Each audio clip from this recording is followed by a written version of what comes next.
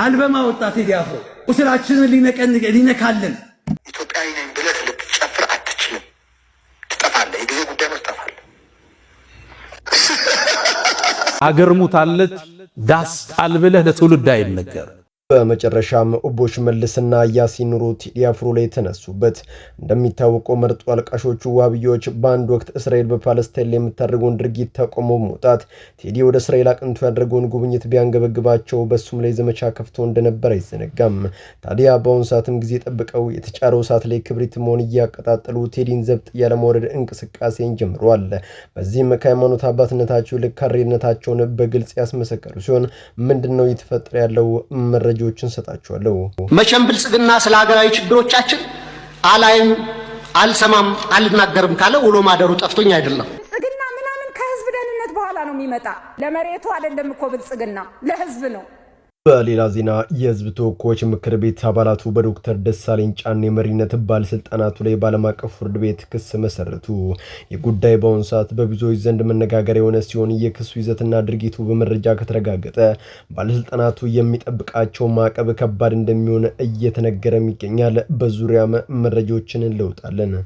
ሬባታና ማላባቴራ ለካላባቴ ለወኮኖሞሽ ኦቲናላባሺ ካላታ ኦርቶዶክስ ቤተክርስቲያን ይሄንም ያህል መስቀል አንጠልጥላ የልሳን ተናጋሪዋ ዘርፌ ከበደ በድርጊቷ ተጽታለ ኢትዮጵያ ኦርቶዶክስ ተዋሕዶ ቤተክርስቲያን የይቅርታ ደብዳቤን አስገብታለች። ዘርፌ ጻፈችው ይደብዳቤ ለብዙ ሐሰተኛ ነቢያቶች መማሪያውናል ተብሎ የታመነ ሲሆን ደብዳቤው ምን ይላል በጋራ እንመለከተዋለን። ሰላም በመላው ዓለም ላይ የምትገኙ ቤተሰቦቼ እንዴት ናችሁልኝ? እኔ ደህና ነኝ። ቸሩ መድኃኒዓለም የተመሰገነውን በዘርቁታችን እጅግ በጣም ቁም ነገር አዘል ቪዲዮዎች ይዤላችሁ መጥቻለሁ። ከናንተ የሚጠብቀው እንደተለመደው ቪዲዮውን ላይክ እና ሼር ማድረጋችሁን አትርሱ። ዳይ ወደለት ቪዲዮ ኢትዮጵያዊ ነኝ ብለህ ልትጨፍር አትችልም። ትጠፋለህ። የጊዜ ጉዳይ ነው። ትጠፋለህ። አገር ሙታለች ዳስ ጣል ብለህ ለትውልድ አይነገር። በአርሲ በተቀነባበረ መንገድ ሃይማኖት ሊያነጣጠረ ጥቃት ፈጽሞ እንደ ግራኛ መድ ክርስቲያናን ማጥፉ ተብሎ አይነገርም። ያኔ በፓለስታይን እስራኤል ለተቃጣባት ጥቃት ምላሽ ሰጥታ በርካቶች ጉዳትን ሲያስተናግዱ በግንባር ቀደምትነት ካለቀሱ ኡስታዞች መካከል ያሲን ኑሩ አንዱ ነበር። ያደረገው ድርጊትም ከሰብአዊነት የመነጨ ቢሆንም መርጦ አልቃሽነቱ ግን ብዙሃኑን አነጋግሯል። በሰዓቱ አሁንን ጨምሮ በአርሲ ኦርቶዶክሳውያን ክርስቲያኖች ዕለት ዕለት እንደ ቅጠል ሲረግፉ የድረስሉን ጥሪን ሲያሰሙ ከባለስልጣን ባልተናነሰ ከተወለዱበት ከኖሩበት ቄ በማተባቸው ምክንያት ጉዳት ሲደርስባቸው ሰብአዊነት ይሰማኛል የሚለው ያሲን ኑሩ ግን ዝምታው መርጧል። ይህም በፓለስታይን ሙስሊሞች ስለሆኑ በአርሲ ደግሞ ክርስቲያኖች በመሆናቸው መርጦ እያለቀሰ መሆኑን በግልጽ የሚያስረዳ ሲሆን ይህም ከሰብአዊነት የወጣ አድሏዊ አሰራር መሆኑን ራሱም ያውቋል። ያሲን ኑሩ በሌላ ማሊያ ከባለስልጣናቱ ጋር እጅና ጓንት ሆኖ መስራቱ ኃጢአት ባይኖረውም በቴዲ አፍሮ ሙዚቃ ላይ ግን እሱም በደንብ አድምጦት ዳስ ጣል አይባልም ሲል ይናገራል። ይህም ካሬ መሆኑን በግልጽ ያሳየናል። ባለፈው ጊዜ አንድ አባት ምን አሉ? እውነት የሚናገር ዘፋኝ ግፍን ከሚደብቅ ሰባኪ ይሻላል ሲሉ እውነታውን ተናግሯል። ያሲን ኑሩ ባለፉት ዓመታት በትግራይ በሚሊዮኖች ሲረግፉ እንዲሁም በአማራ ክልል ዜጎች ወጣቶች በተመሳሳይ ሲያልቁ በኦሮሚያ ወሃብያና ኦነግ በሚያርሱት አፈናና ጥቃት ብዙዎች ከቤት ንብረታቸው ሲፈናቀሉ አንድም ቀን ወጥቶ የመንግስት ተቀዳሚ ስራው ዜጎቹን ከጥላፊዎች መታደግ ነው። ይህ ስላልሆነ ግን ዛሬ በመሃል ከተሞች ወገኖቻችን እንደ ልባቸው ተዘዋውሮ መስራት አልቻሉም፣ ሰላም ተነጥቋል ብሎ ለህዝብ ድምጽ ሆኖ ያውቅም። ዛሬ ቴዲ ይህንን የህዝብ መን በዜማ በግጥም አድርጎ መስራት ባለስልጣናት በሰሩ ስራ እንዲጸጸቱ አድርጎ ሲያንጨረጭራቸው ከነሱ መካከል እንደ ዳንኤል ክስረት በሃይማኖት ካባ ተሸፍነው የካሬነታቸውን አስተዋጽኦ ማበርከት እንዲህ በአማርና በተዋበ ቃል ብቅ ሊል ይችላል። ዓላማቸውም አንድና አንድ ነው። በሃይማኖቱ በታሪኩ የማይደራደረውን ቴዲን ሰብሮ መጣል ትልቁ ዓላማቸው ነው። ግን ደግሞ አይሳካላቸውም። ይሄ የታሪክ ትርክትና አስተሳሰብ ነው ዛሬ አክሱም ላይ ያሉ ወንድሞቻችንን መከራ ያበላቸው ያለው። እዚህ ሀገር ቀድሞ የገባው ማን ነው? ክርስትናው ወይስ እስልምና? ኡስታዝ ያሲን ኑሩም ቀጠሉ። አስቀድሞ ዳስ ጣል ትርጉሙን ጠልቀው ሲረዱ ፖለቲከኞቹና ካድሬዎቹ የሰጡትን ፍቺ ተጠቅመው ሲናገሩ አድምጠናል። ሀገር መቼም አትሞትም፣ ነገር ግን በዘመኑ ያሉ ዜጎቿ፣ መሪዎቿ፣ የሃይማኖት አባቶቿ፣ ምሁራኖቿ በሚያሳርፉት ተግባር ትውልድን ያጠፋሉ፣ በተቃራኒው ደግሞ በስራቸው ደግሞ ይገነባሉ።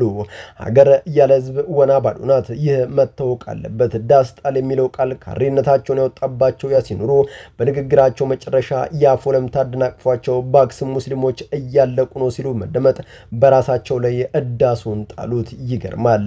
እኛ እያለን ያለነው ይህንን ነው። የባለስልጣናቱ ዋና ኃላፊነት ዜጎችን በእኩልነት በሰላም እንዲኖሩ ማረጋገጥ ነው። ነገሩ ግን የተገላቢጦሽ ሆኗል። በመቀጠልም ያሲን ኑሮ የነብያቸውን ቃል የረሱ ይመስላል። ለዚያም ነው ወደ ኢትዮጵያ ቀድሞ የገባው ክርስትና ወይስ እስልምና ሲሉ የተደመጡት።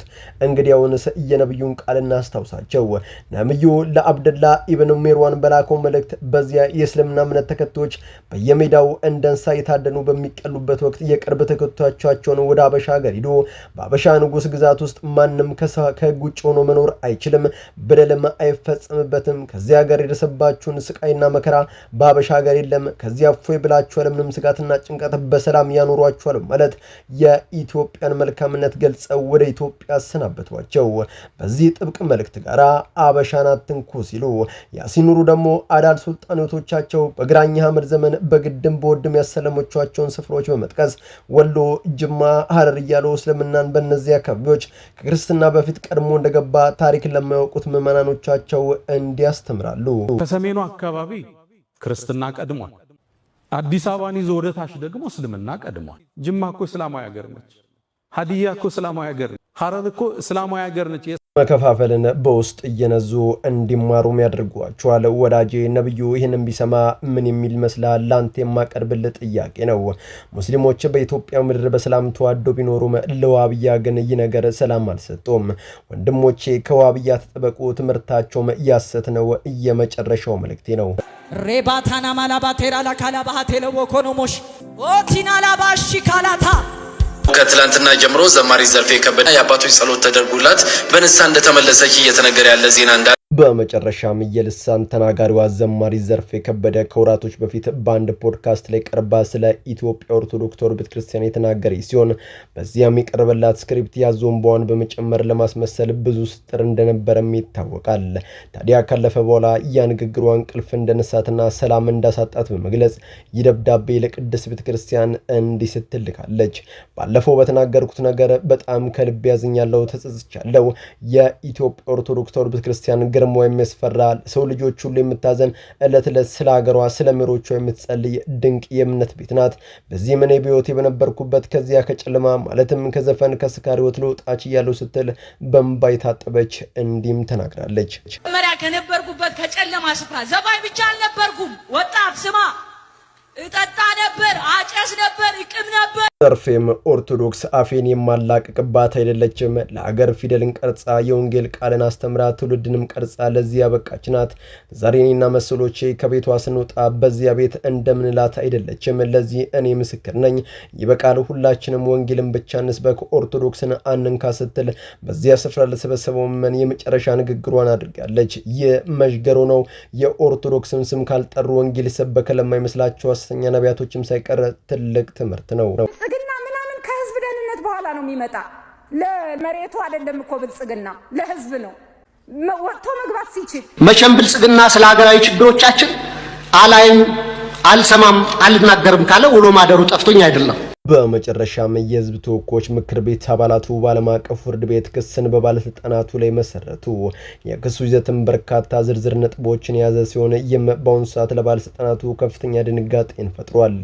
የክሱ ይዘቶችም ይህንን ይመስላሉ። ባለፉት ዓመታት በኢትዮጵያ ውስጥ በርካታ ባለራዕይ ወጣቶች ከዕለት ወደ ዕለት እየተባባሰ በመጣው ፖለቲካዊ ውጥረት በሚሊዮኖች የሚቆጠሩ ወጣቶች እንደ ቅጠል ረግፈዋል። ይህም የሀገርን ዳር ድንበር ለማስከበር ከጥላት ጋር የተደረገ ኦፕሬሽን ሲሆን እርስ በርስ በዜጎች መካከል ፖለቲካዊ መቀመጫዎቻቸውን ለማስጠበቅ በተደረገ ትግል ነው። በዚህም ካለፈው ተምሮ ተጎጂ ቤተሰቦችንም ክሶ ሀገርን እንደማስቀጠል በተለያዩ ክልሎች ዛሬ አሳሳቢ የተባሉ የዜጎች አፈና፣ መፈናቀል፣ ማንነት ሊያነጣጠሩ ጥቃቶች በግልጽ ይፈጸማሉ። ዜጎች ከአንድ ቦታ ወደ ሌላ ቦታ በነጻነት ተዞሮ መስራት አልቻሉም። ይህ ሁሉ ባለስልጣናቶች የሰጣቸው ኃላፊነት ዘንግተው ውስን ነገሮች ላይ ብቻ ማተኮራቸው የመጣ ነው። መንግስት እንደ መንግስት ተቀዳሚ ስራው መሆን ያለበት ዜጎች በገዛ ሀገራቸው በነጻነት በኩልነት በሰላም በሰላም ወጥተው በሰላም እንዲገቡ ማድረግ ቢሆንም ይህንን ኃላፊነቱን ባለመውጣቱ ዜጎች ላይ ከፍተኛ ጉዳት እየደረሰ ይገኛል ሲሉ ክስን መስርተዋል። ይህ የቀረበው ክስ በመረጃ ተረጋግጦ እውነትነቱ ከተመሰከረ ይህንን ክፍተት የፈጠሩ ባለስልጣናት ተገቢውን የተባለውን ከፍተኛ ቅጣትና ማዕቀብ እንደሚጣልባቸውም ተገልጿል። በመላው ዓለም ላይ የምትገኙ ቤተሰቦች ለዛሬ እናንተን ያስተምራሉ፣ ይጠቅማሉ፣ መረጃ ምናሉ ብዬ ያሰብኳቸውን ቪዲዮዎች በዚህ መልኩ አቀረብኩላችሁ። በቀጣይ በሌሎች አስተማሪ ቪዲዮዎች እንገናኛለን። ለዚህ ቻናል አዲስ ከሆናችሁ ምን ይጠብቃችሁ ነው? መለስ ያላችሁ ሰብስክራይብ፣ ላይክ፣ ሼር ማድረጋችሁን አትርሱ። ባላችሁበት ሁሉ ክፉ ሳይነካችሁ በሰላም በቸር በጤና ቆዩልኝ። ይመቻችሁ።